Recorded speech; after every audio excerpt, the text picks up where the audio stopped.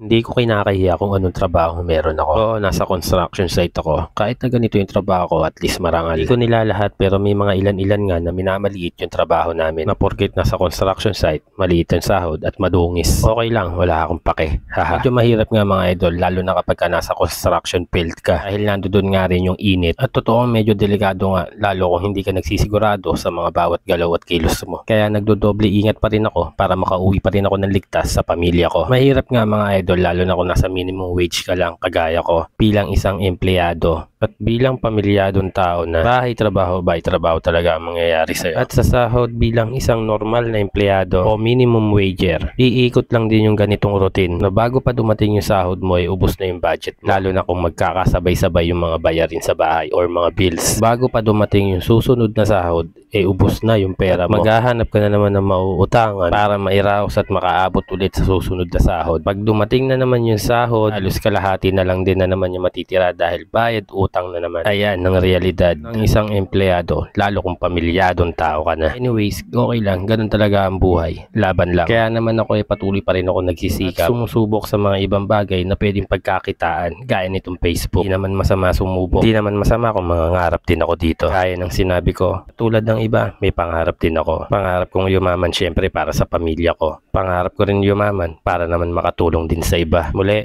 ako si Marvin. Maraming salamat sa pakikinig mga idol. Maraming salamat sa panonood ng aking video. Hanggang sa muli. Salamat.